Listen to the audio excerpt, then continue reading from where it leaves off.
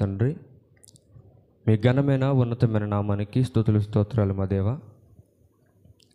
మా తండ్రి అయిన దేవ, ఈ మధ్యాహ్న కాల సమయంలో తండ్రి, మీ బిడ్డలుగా ఈ విధముగా తండ్రి మీ మందిరములో కూడుకొని మిమ్మల్ని మహిమపరచడానికి ఘనపరచడానికి మీరు ఇచ్చినటువంటి సమయాన్ని బట్టి తండ్రి మీ కృతజ్ఞతాస్తుతులు చెల్లించుకొనుచున్నాం.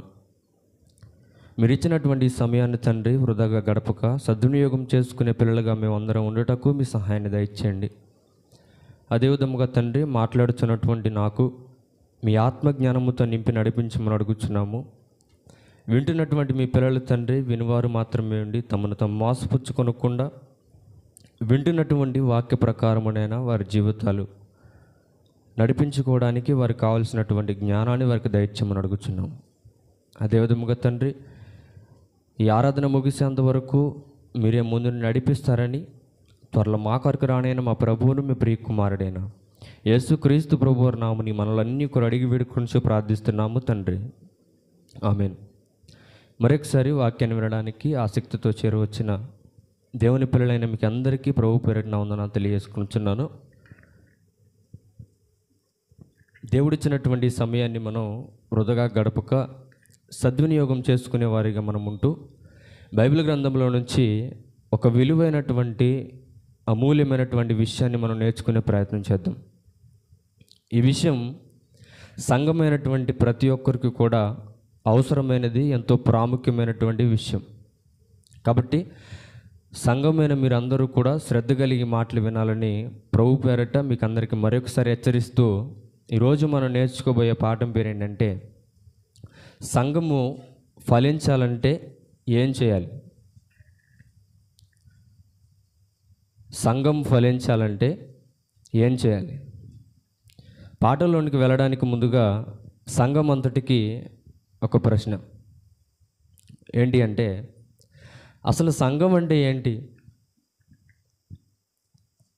చాలా రోజులు బట్టి మనం సంఘానికి వస్తున్నాం, మందిరానికి వస్తున్నాం, దేవుని యొక్క మాటలు వింటున్నాం అంటే మాటలు కాదు,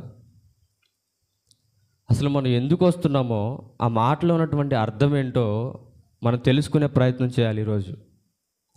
అందులోనే మనం నేర్చుకోబోయే ఈ పాఠంలో మొట్టమొదటి ప్రశ్న ఏంటంటే, అసలు సంఘం అంటే ఏంటి?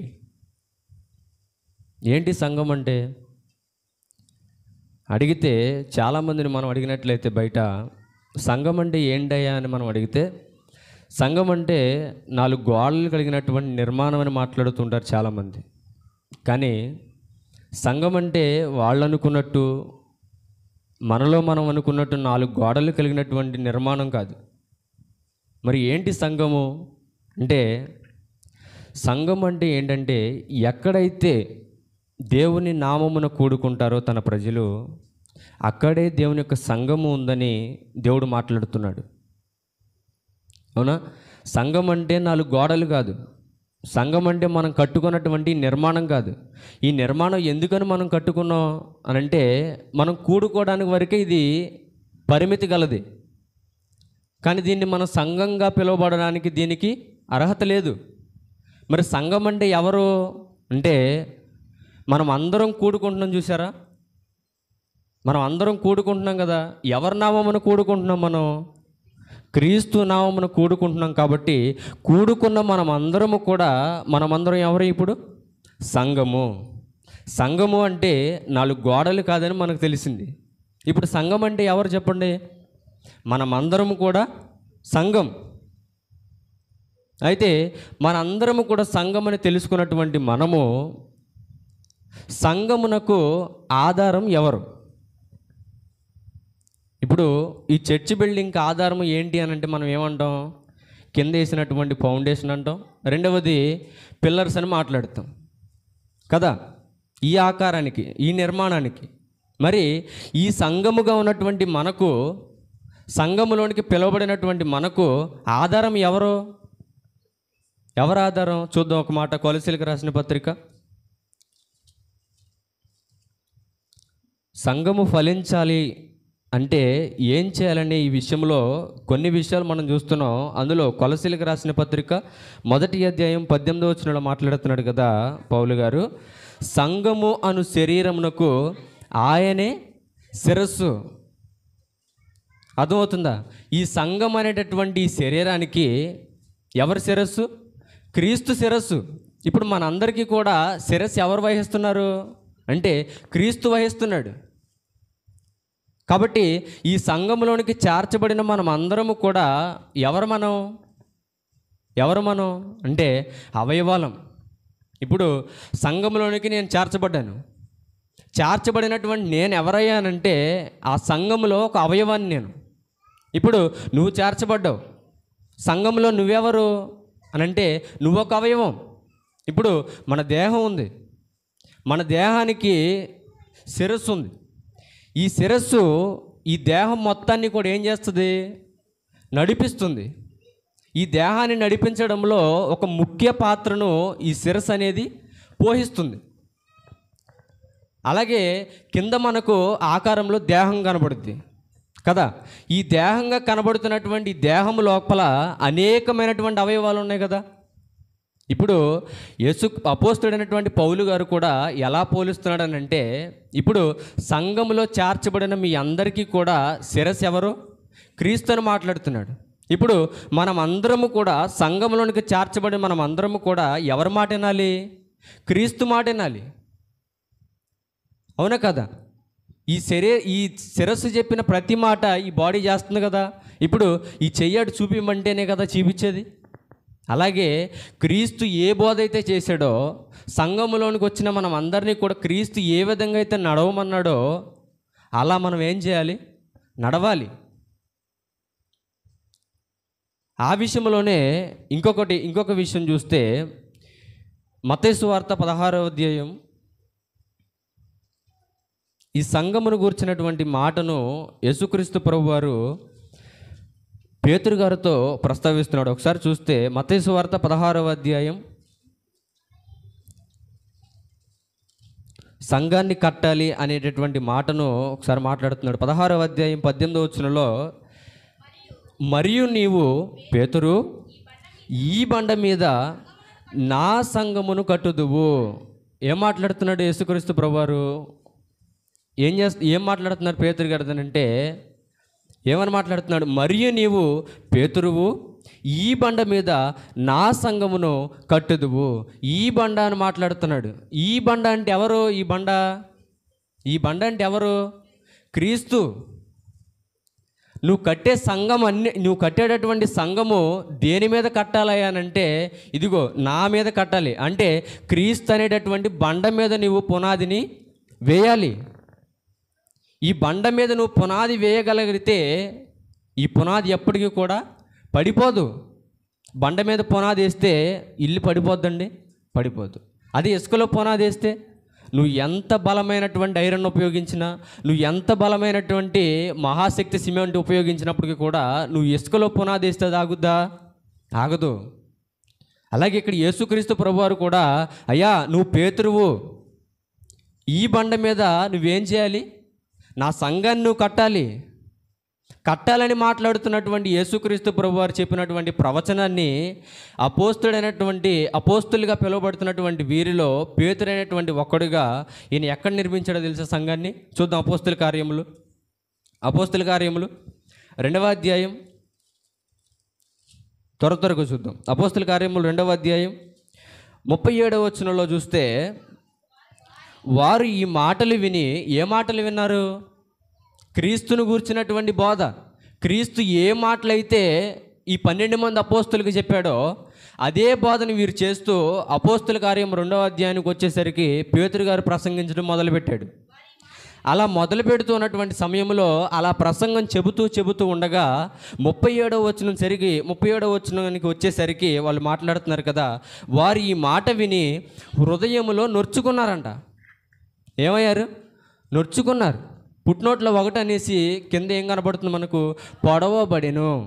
చూడండి, అపోస్తుడైనటువంటి పేతురు గారు ప్రసంగించినటువంటి ఆ మాటలు ఏవైతే ఉన్నాయో ఆ మాటలన్నీ కూడా ఎలా ఉన్నాయి? వారికి పొడవబడ్డాయి. వారికి ఆయన చెప్పినటువంటి మాటలు విని వారి జీవితాన్ని మార్చేసుకునేలాగా పొడవబడ్డాయి వారికి. అలా పొడవబడినటువంటి తర్వాత వారు మాట్లాడుతున్నారు కదా, సహోదరులారా మేమేమి చేతుమని పేతురును కడమ అపోస్తులను అడుగుతున్నారంట. వాక్యాన్ని విన్న మరుక్షణమే వారేంటో వారికి తెలిసిపోయింది. మేము ఇప్పటి వరకు ఎన్నో పాపాలు చేసి ఈ లోకములో అపరాధముల చేత మేము చచ్చిపడి ఉన్నటువంటి మాకు పేతురు అనేటటువంటి ఒక ఆయన వచ్చి మాకు వాక్యము చేతే అది ఎలా ఉంది, మా హృదయంలో పొడవబడి క్రీస్తులోనికి వచ్చే అంతలాగా మాకు ఉపయోగపడిందని తర్వాత వారు మాట్లాడుతున్నారు కదా. సహోదరులారా, మేము ఏం చేయాలి? తర్వాత మేము చేసేటటువంటి పని ఏంటి? ఆత్మ వారిలో ప్రేరేపించేసింది. అప్పటికి ఆ పొడవబడినటువంటి ఆ వాక్యము ద్వారా ఆత్మ వారిలోనికి ప్రేరేపించేసి పేతురు గారిని వారితో ఉన్నటువంటి కడమ అపోస్తులు అడుగుతున్నారు, ఇక మేము చేయాల్సినటువంటి పని ఏంటి తర్వాత ఏంటని మాట్లాడుతున్నాడు పేతురు గారు. మీరు వెంటనే ఏం చేయాలో తెలుసా? మారు మనసు పొందాలి. పాపక్షమాపణ నిమిత్తము మీరు చేసినటువంటి ఈ పాపాలన్నీ కూడా ఒప్పేసుకొని వెంటనే మీరు మారు మనసు పొందాలయ్యా అని మాట్లాడుతూ, పాపక్షమాపణ నిమిత్తము ప్రతివాడును యేసుక్రీస్తు నామమున బాప్టిజం పొందాలి. ఎందుకని యేసుక్రీస్తు ప్రభువారి నామమునే బాప్టిజం పొందాలి? ఎందుకని అంటే ఆయనలోనే రక్షణ ఉంది. ఆయన బండ మీద మాత్రమే మనం పునాది వేసుకుంటేనే మాత్రమే మనకు రక్షణ ఉందని ప్రవచన వాక్యంగా ముందుగానే పేతురు గారికి చెప్పేశాడు. అందుకనే పేతురు గారు వచ్చి ఇక్కడ మాట్లాడుతున్నాడు. ఏమనంటే, మీలో ప్రతివాడు కూడా మారు మనసు పొందాలని ఆశపడుతున్న ప్రతి ఒక్కరు కూడా మీ పునాది ఎక్కడేసుకోవాలంటే యేసుక్రీస్తు నామముననే మీరు ఏం చేయాలి? బాప్టిజం తీసుకోండి. బాప్టిజం తీసుకున్న మీరు అందరూ కూడా అప్పుడు మీరు ఎక్కడ చేర్చబడతారు? సంఘంలోనికి చేర్చబడతారు, క్రీస్తులోనికి చేర్చబడతారు అని మాట్లాడుతూ ఇంకా కింద మాట్లాడుతున్నాడు కదా. అప్పుడు మీరు పరిశుద్ధాత్మను వరముని మీరు పొందుకుంటారు.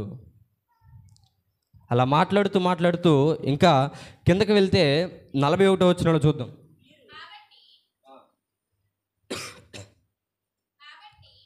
కాబట్టి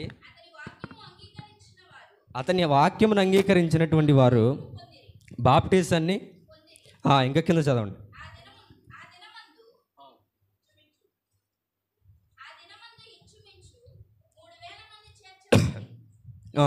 పేతురు గారు ప్రసంగించినటువంటి తర్వాత ఏం చేశారంట? ఆ దినమందే ఆయన ప్రసంగించినటువంటి మరుక్షణమే మారు మనసు పొందినటువంటి వారు ఏం చేశారు? ఇంచుమించు 3,000 మంది సంఘంలోనికి చేర్చబడ్డారంట. మరి చేర్చబడినటువంటి వారు ఎలా ఉన్నారు? వీరు అపోస్తుల బోధ యందును సహవాసమందును రొట్టె విరుచుట యందును ప్రార్థన చేయుట యందును ఎడతెగక ఉన్నారంట. చేర్చబడినటువంటి వారు ఎలా ఉన్నారంట? అపోస్తుల బోధ యందు ఉన్నారంట. అపోస్తుల బోధ ఎలా ఉంది? సత్యమైనటువంటి బోధ, నిష్కపటమైనటువంటి బోధ కాదు వారిది, కలిపి చెడిపోయినటువంటి బోధ కాదు వారిది. ఎలాంటి బోధ వారు చేశారంటే సత్యమైనటువంటి బోధే, ఒక పాపిని మార్చేటటువంటి బోధే వారు చేసింది. ఆ తర్వాత మారినటువంటి వీరందరూ కూడా, సంఘంలోనికి చేర్చబడిన వీరందరూ కూడా వారి అపోస్తుల బోధ యందును వీరు కూడా ఏం చేస్తున్నారు? నడుచుకుంటూ వెళ్ళారంట. రెండవది, సహవాసమందు కూడా వీరు ఏం చేశారు? అపోస్తులు ఎలా అయితే సహవాసము చేశారో, అపోస్తులు ఎలా అయితే సువార్తను ప్రకటించారో, వీరు కూడా మారు మనసు పొందిన మరుక్షణము వీరు కూడా అపోస్తులతో పాటు ఏం చేశారు? సహవాసాన్ని కొనసాగించారు. మన సంఘము కూడా అంతే. సంఘంలోనికి చేర్చబడినది మొదలుకొని అపోస్తులు ఎలా అయితే బోధించారో మనము కూడా ఏం చేయాలి? సంఘంలో ఏం చేయాలి? సత్యాన్ని ప్రకటించాలి. రెండవది, బోధించాలి, సహవాసంలో ఉండాలి. అలా ఉన్నప్పుడే మన సంఘం ఏమవుతాయనంటే ఫలింపులోనికి ముందుకు కొనసాగుతుంది. ఇంకా ఎలా ఉన్నారు వాళ్ళు అనంటే, రొట్టె విరుచుట యందును కూడా వాళ్ళు ఎలా ఉన్నారు? వారు ఎడతెగకున్నారంట. రొట్టె విరుచుట యందును ప్రార్థన చేసే విషయంలో కూడా. నమ్మి బాప్టిజం తీసుకొని మనము సంఘంలోనికి చేర్చబడిన తర్వాత 1 వారం 2 వారాలు వస్తాం మనం. కానీ ఇక్కడ అపోస్తులు ప్రకటన చేసిన తర్వాత బాప్టిజం పొందినటువంటి వీరందరూ కూడా ఎలా ఉన్నారు?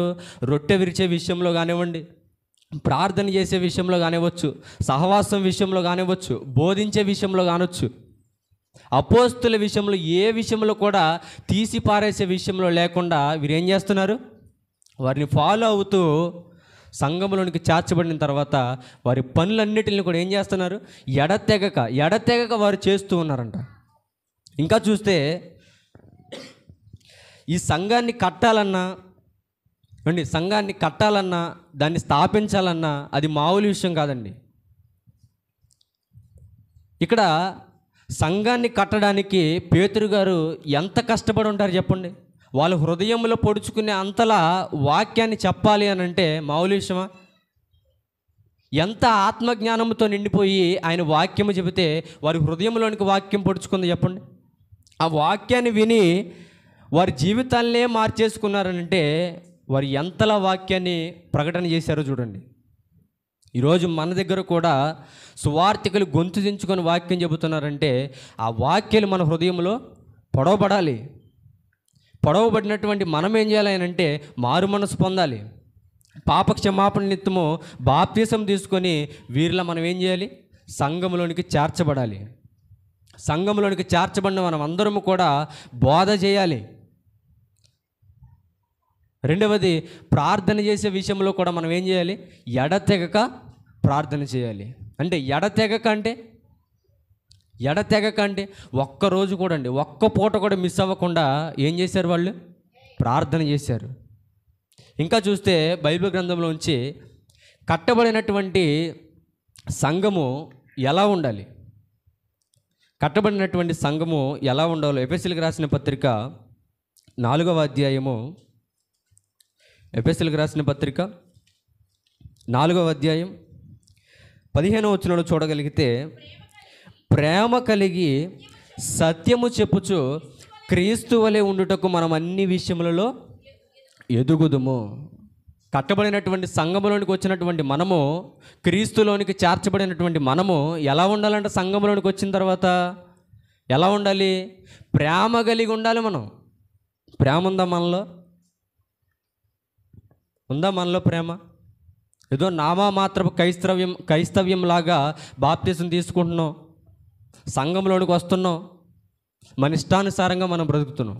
కానీ పౌలు గారు సంఘానికి హెచ్చరిస్తున్నాడు, సంఘములోనికి చేర్చబడిన మీరందరూ కూడా ఎవరిని ధరించుకొని ఉన్నారు? మీరందరూ క్రీస్తును ధరించుకున్నారు.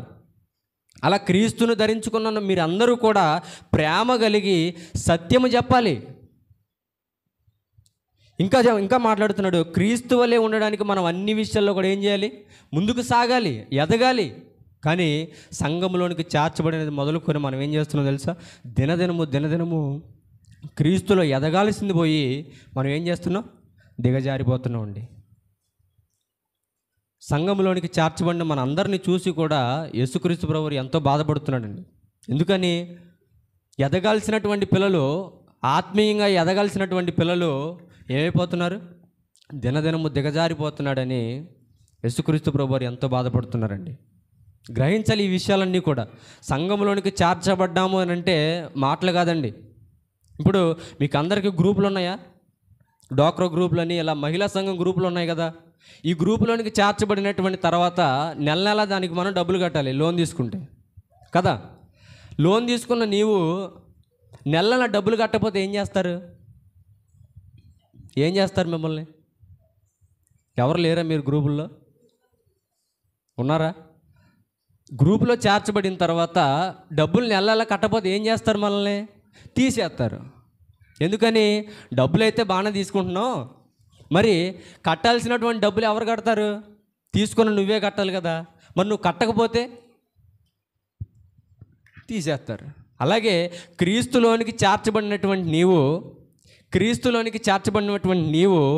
మరలా క్రీస్తులోనికి చేర్చబడినటువంటి నీవు ఏం చేయాలో తెలుసా? ఏం చేయాలి? దినదినము ఎదగాలి. కానీ మన భక్తి జీవితం ఎలా ఉందంటే దినదినము దిగజారిపోయే స్థితిలో ఉందండి. అలా దినదినము దిగజారిపోయే స్థితిలో ఉంటే మన సంఘం ఎప్పుడు ఫలిస్తుంది? సంఘములో అవయవాలుగా ఉన్నటువంటి మనం అందరం కూడా ఎప్పుడు ఫలిస్తాం? మనం ఇంకా సంఘంలోనికి చేర్చబడి బాప్టిసాలు తీసుకొని ఒక్కొక్కరికి 20 సంవత్సరాలు 15 సంవత్సరాలు దాటిపోతున్నాయి కదా. మరి ఎప్పుడు ఇంకా ఫలింపు మనలో ఎప్పుడు వస్తుంది? ఇంకా మనలో ఫలింపు, ఆ రగిలింపు మనలో ఎప్పుడైతే వస్తుందో అప్పుడే మన ఆత్మ జీవితంలో మనం ఇంకా ముందుకు కొనసాగుతాం. ఇంకా మన సంఘం ఫలించాలి అని అంటే కట్టబడినటువంటి ఈ సంఘము ఫలింపులోనికి వెళ్ళాలి అని అంటే ఏ విషయాల్లో ముందుకు సాగాలి? సంఘంలో చేర్చబడిన మనం అందరం కూడా క్రీస్తులోనికి వచ్చినటువంటి మనము, క్రీస్తును ధరించుకున్నటువంటి మనము ఏ విషయాల్లో మనం ముందడుగు వేయాలి చూద్దాం. ఎఫెసీయులకు రాసిన పత్రిక అపోస్తలుడైనటువంటి పౌలు ఇదే పత్రిక 4వ అధ్యాయం 1వ వచనం చూడండి. కాబట్టి మీరు సమాధానమును బంధము చేత ఆత్మ కలిగించు ఐక్యమును కాపాడుకోవాలి. ఏం చేయాలి? సమాధానం అనేటటువంటి బంధము చేత మనం ఏం చేయాలి? కట్టబడాలి. క్రీస్తులోనికి వచ్చామంటే మాటలు కాదు, క్రీస్తుని ధరించుకున్నామంటే మాటలు కాదు.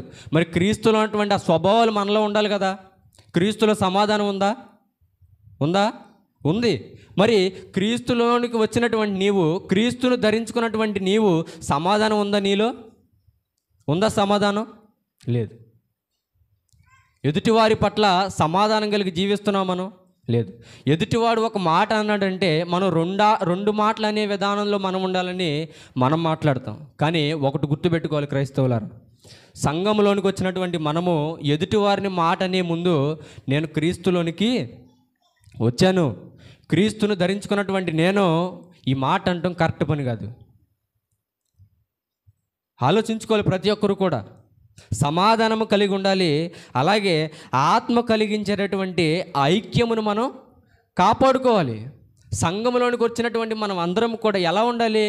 ఐక్యతగా ఉండాలి, ఒక కుటుంబంగా ఉండాలి మనం. ఇప్పుడు ఈ యొక్క శరీరంలో ఉన్నటువంటి ఈ అవయవాలన్నీ కూడా ఎలా ఉన్నాయి? ఐక్యంగా ఉన్నాయి. ఇప్పుడు కంట్లో నలకబడింది అనుకోండి, వెంటనే ఏది ఓదార్చుది చెప్పండి? ఏది ఓదార్చుది? చెయ్యల్లి ఓదార్చుది. దీనికి ఏం పని అండి? దీనికి ఏం పని చెప్పండి? ఇది చేయాల్సినటువంటి పని ఏంటి అసలు? దీంతో ఏ పని అయితే చేయాలో దాని వరకే దీని పని కదా. మరి కంట్లో నలుసు పడితే నాకెందుకు లేని ఊరకనే ఉంటుందా? ఉండట్లేదు. మరి కాలుకు ముళ్ళు గుచ్చుకుంది అనుకోండి, వెంటనే ఏం రియాక్ట్ అవుతాయి బాడీలో? కన్ను రియాక్ట్ అవుద్ది, రెండవది చెయ్యి కూడా రియాక్ట్ అవుద్ది. ఎందుకని? ఓదార్చాలిగా. మరి ఇప్పుడు ఇక్కడ ఆత్మ కలిగించేటటువంటి ఐక్యతను కాపాడుకోవాలి అని అంటే దేని గురించి మాట్లాడుతున్నట్టు? సంఘములో ఉన్నటువంటి మనమందరము కూడా ఎలా ఉండాలి? ఈ అవయవాలు ఎలా అయితే ఒక యూనిటీగా, ఒక ఐక్యతగా కలిగి ఉంటున్నాయో, సంఘములోకి చేర్చబడిన మనం అందరం కూడా అదే ఐక్యతతో, అదే యూనిటీతో ఉండాలి. సంఘములో ఎవరికన్నా ఆపద వచ్చిందనుకోండి, మనం వెళ్ళి ఏం చేయాలి? ఓదార్చాలి. కానీ మనం ఏం చేస్తాం? వాడు ఇంకా నాశనంలోకి వెళ్ళిపోవాలి, ఇంకా దిగజారిపోవాలి. అలా వెళ్ళిపోవడానికి ముందు దేవుడు నిన్నేం చేస్తాడో చెప్పనా? నువ్వు కూడా సంఘంలో సభ్యుడివే, నువ్వు కూడా సంఘంలోనికి చేర్చబడిన వాడివే. ఆ విషయం మర్చిపోయి నువ్వు ఎదుటివాడి మీద పడి ఏడుస్తున్నావు అనుకో, దేవుడు ముందు నిన్ను దిగజారిపోయే స్థితిలోనికి చేసేస్తాడు. కాబట్టి సంఘంలోనికి వచ్చిన మనం అందరం కూడా ఎలా ఉండాలంట? మొట్టమొదటిగా సమాధానం కలిగి ఉండాలి. రెండవది ఏం చేయాలి? ఆత్మ కలిగించేటటువంటి ఆ ఐక్యతను మనం ఏం చేయాలి? కలిగి ఉండాలి. ఇంకొకటి మాట్లాడుతున్నాడు కదా, ప్రేమతో ఒకరినొకడు సహించుకోవాలి. పొరపాటున సంఘంలో ఉన్నటువంటి ఒక వ్యక్తి నోరుజాడు ఒక మాట అన్నాడు అనుకోండి, పోన్లే నా సహోదరుడేగా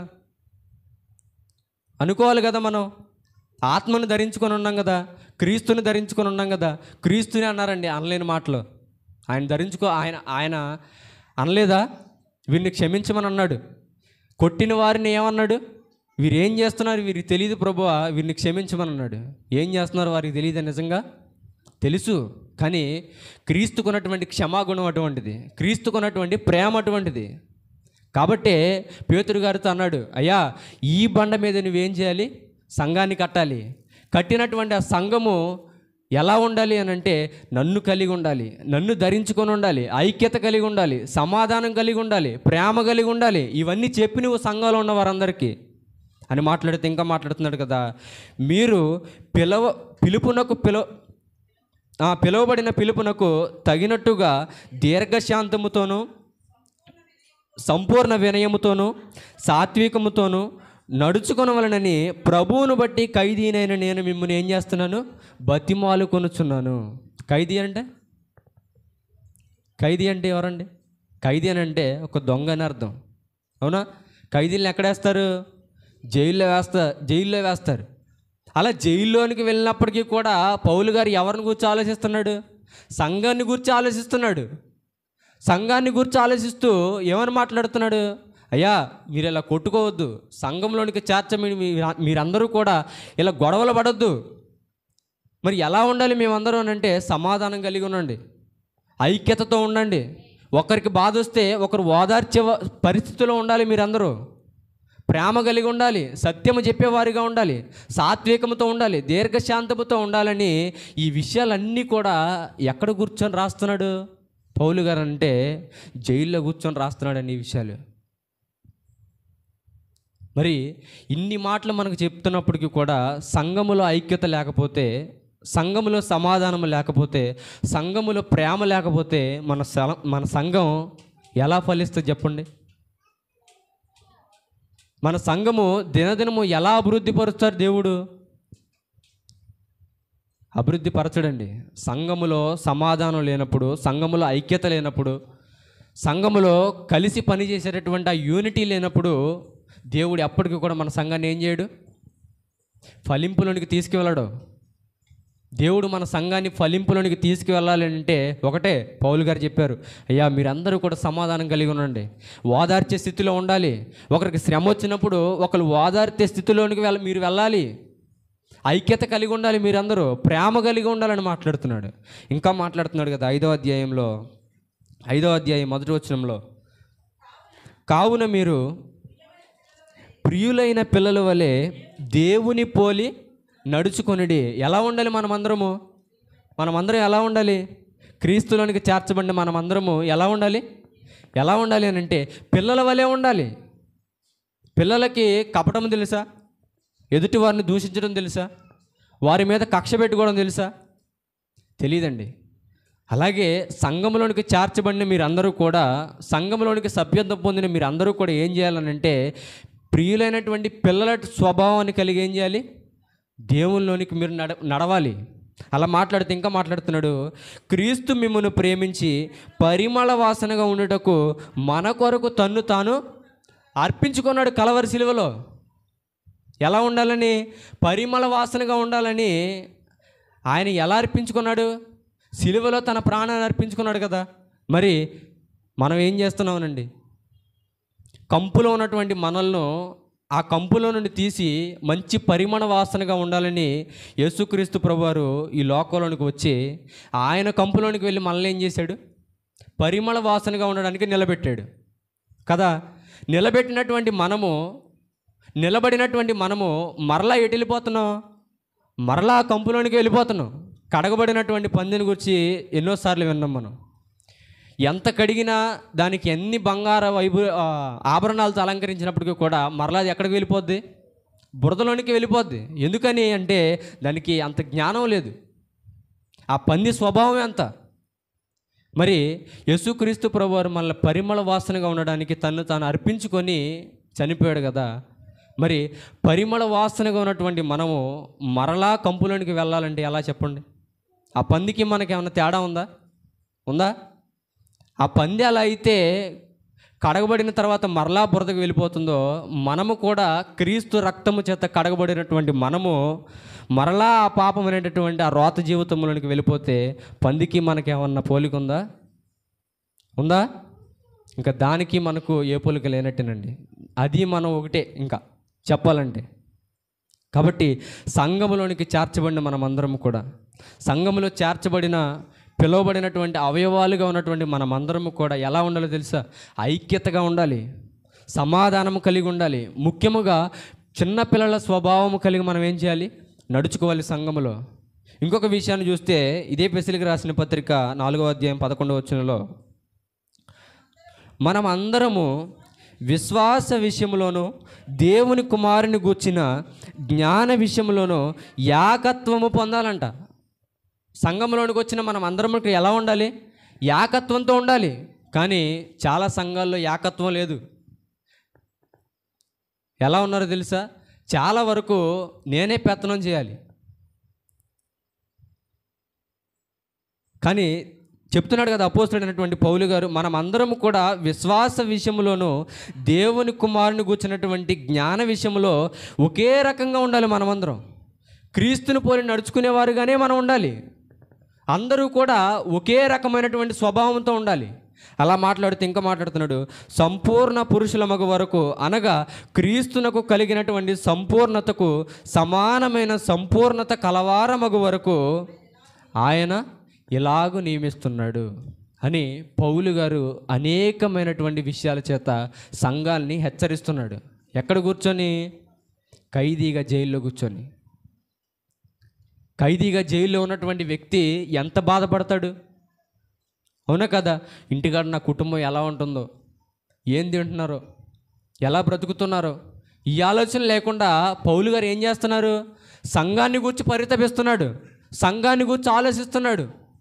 నేను లేనటువంటి సంఘము ఎలా ఉంటుందో, ఎటువంటి తప్పుదారుల్లో సంఘం వెళ్ళిపోతుందో అని ముందుగానే గ్రహించినటువంటి పౌలు గారు సంఘము ఒక ఐక్యతగా ఉండాలని, సంఘము చెదిరిపోకుండా ఉండాలని, దేవుని సేవకుడు కూడా ఈనాడు సమాజంలో అలాగే బోధిస్తున్నాడండి. సంఘాన్ని గురించి అవయవాలుగా ఉన్నటువంటి మీరు అందరూ కూడా ఒకే రకంగా ఉండాలి. ఒకరికి శ్రమ వస్తే ఒకరు వెళ్ళి ఓదార్చే రీతిగా ఉండాలి సంఘంలో ప్రతి ఒక్కరు కూడా. అలా మాట్లాడుతూ ఈ సమయంలో ఒక సంఘాన్ని గురించి మీకు పరిచయం చేస్తాను. ఈ సమయంలో అద్భుతమైనటువంటి సంఘం అండి అది. పౌలు గారే మాట్లాడుతున్నాడు ఆ సంఘాన్ని గురించి. అపోస్తుల కార్యములు ఈ మాటను చూసుకొని మనం ముగించుకుందాం. నిజమైనటువంటి ఫలింపు ఆ సంఘాన్ని చూసే మనం నేర్చుకోవాలి.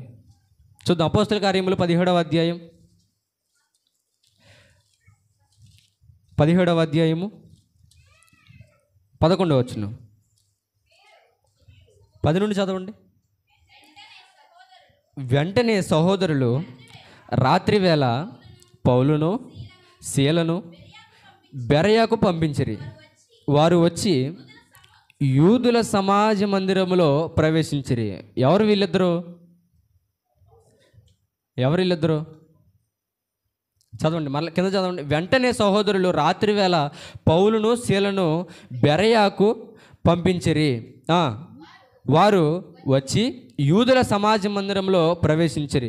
వీరు తెసలోనికలో ఉన్న వారి కంటే గనులై ఉండిరి. గనుక ఆసక్తితో వాక్యమును అంగీకరించి పౌలును సీలను చెప్పిన సంగతులు అలాగున్నవో లేవో అని దినదినము లేఖనములలో ఏం చేస్తున్నాడు? ప్రతి దినము కూడా లేఖనములలో ఏం చేస్తున్నారు? వాళ్ళు పరిశీలన చేస్తున్నారు. పౌలును సీలయు చెప్పినటువంటి ఆ మాటలు అలా ఉన్నవో లేదో, వారు చెప్పే కరెక్టో రాంగో ప్రతిదినం ఏం చేస్తున్నారు? వారు పరిశీలన చేస్తున్నారంట. ఏమంటే సంఘంలో సువార్తికుడు చెప్పేటటువంటి మాటల్లో ఎక్కడైనా లోపం ఉంటుందా?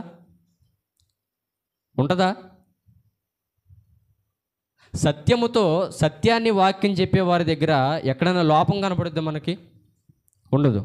కానీ ఇక్కడ చూడండి, పౌలు గారు సీలయును చెప్పినటువంటి సంగతులు అలాగున్నవో లేవో అని మరలా వాళ్ళు ఇంటికి వెళ్ళిన తర్వాత ఏం చేస్తున్నారంట? ఆ లేఖనాలను మరలా పరిశోధన చేస్తున్నారు.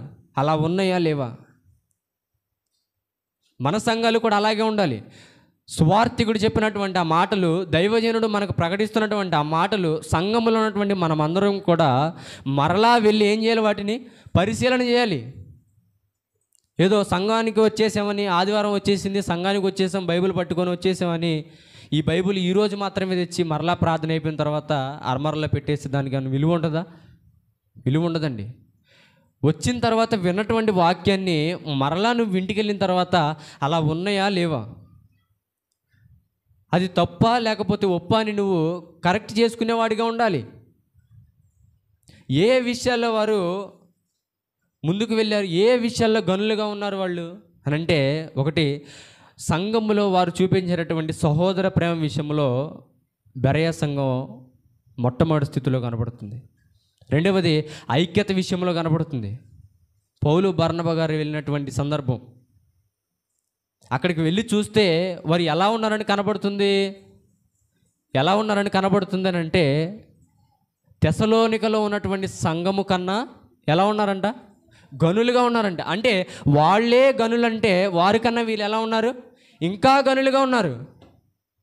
వాళ్ళే ఐక్యతలో గనులుగా ఉంటే వీళ్ళు ఇంకా ఐక్యతలు ఎలా ఉన్నారు? గనులుగా ఉన్నారంట. వాళ్ళే పనులు చేసే విషయంలో గనులుగా ఉంటే వీళ్ళు ఎలా ఉన్నారంట? బెరయ సంఘంలో ఇంకా గనులుగా కనబడుతున్నారంట. ఇంకా ఏ విషయాల్లో ఉన్నారనంటే ప్రేమ చూపించే విషయంలో, సంఘంలో పనిచేసే విషయంలో, పరిచర్య చేసే విషయంలో, దీర్ఘశాంతం విషయంలో, సమాధాన విషయంలో, ఏ విషయంలో కూడా తీసి పారేసే విషయం కూడా వారిలో లేదండి. బెరయ సంఘంలో ఆ సంఘాన్ని పోలి మనం నడుచుకునేవారుగా మనం ఏం చేయాలి? సంఘంలో మనం నడుచుకోవాలి. కాబట్టి ప్రతి ఒక్కరూ కూడా సంఘములోనికి చేర్చబడిన మనమందరము, క్రీస్తులోనికి చేర్చబడినటువంటి మనము, క్రీస్తును ధరించుకున్నటువంటి మనము ఎలా ఉండాలనంటే క్రీస్తులానే మనం నడుచుకోవాలి. క్రీస్తులో ఉన్నటువంటి ఆ స్వభావమే మనలో ఉండాలి. క్రీస్తులో ఉన్నటువంటి ఆ సమాధానం మనలో ఉండాలి. క్రీస్తులో ఉన్నటువంటి ఆ ప్రేమ కూడా మనలో ఉండాలి. ఇంకా ముఖ్యంగా ఐక్యత మనలో ఉండాలి. ఒక సంఘముగా, సంఘముల అవయవాలుగా మనమందరం కూడా ఎలా ఉండాలి? ఐక్యంగా ఉండాలి. కాబట్టి ప్రతి ఒక్కరికి కూడా మీకు అందరికీ హెచ్చరిస్తూ, సంఘముల అవయవాలుగా ఉన్న మనమందరము కూడా ఐక్యతగా ఉండాలని, ఐక్యతతో దేవుని పని చేయాలని ప్రభు పేరట మీకు అందరికీ హెచ్చరిస్తూ ఈయన మాటలు ముగిస్తున్నాను. అందరికీ వందనాలు. Thank you. రెండవ వర్తమానాన్ని మన మధ్యన ఉన్నటువంటి